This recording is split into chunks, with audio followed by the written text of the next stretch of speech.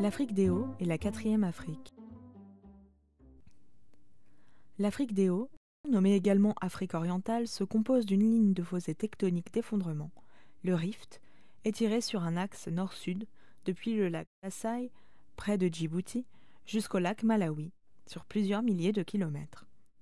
En son milieu, cette ligne se subdivise en deux parties, une branche orientale, dominée par les monts Kenya, 5194 mètres, et le Kilimandjaro, 5963 mètres, point culminant du continent africain. Une branche occidentale, où se sont formés plusieurs grands lacs, Albert, Édouard, Kivu et Tanganyika. Les deux branches se rejoignent au sud. L'altitude corrige les effets néfastes du climat équatorial et rend l'environnement sain et même favorable aux Européens, dont la constitution physique supporte mal le climat équatorial, comme le climat hivernal est mal supporté par les peuples africains. Le rift se prolonge au nord dans les brèches tectoniques de la mer Rouge et de la mer Morte. Ligne de fracture permanente de la planète, elle est une illustration toujours active de la tectonique des plaques.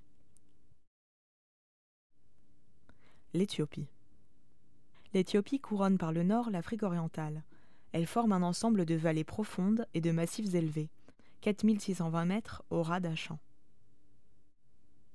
Addis Abeba, fondée par l'empereur Ménélik, en est toujours la capitale.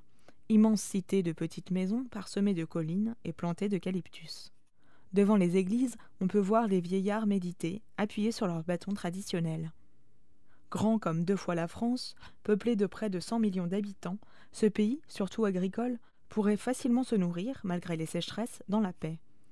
Les famines étant surtout causées par l'insécurité et les guerres.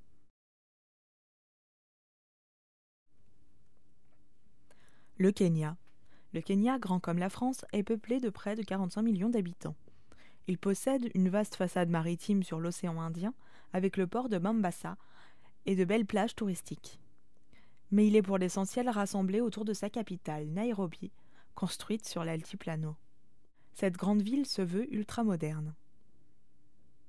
Centre mondial de safari touristique, grâce à ses réserves naturelles peuplées de girafes, d'éléphants et de lions, le pays très agricole connaît cependant de graves problèmes.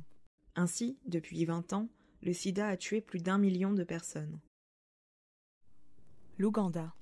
L'Ouganda, son voisin de l'Est enclavé, moitié moins grand mais presque aussi peuplé, près de 40 millions d'habitants, a moins d'atouts.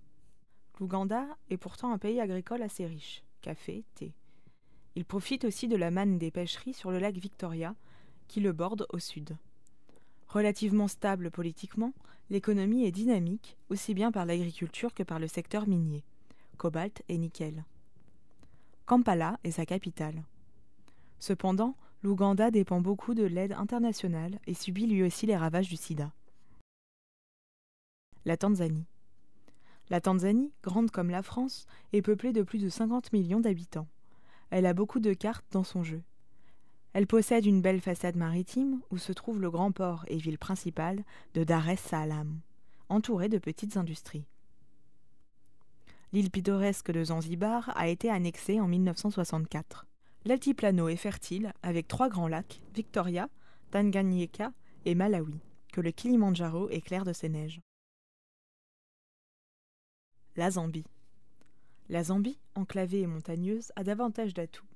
Un vaste territoire, une population mesurée, plus de 15 millions d'habitants, et une capitale ouverte, Lusaka. C'est un pays agricole qui se suffit à lui-même, vend du tabac et se veut le premier exportateur de cuivre du monde. De surcroît, les 3/4 des Zambiens sont alphabétisés et de petites entreprises industrielles de services s'y développent.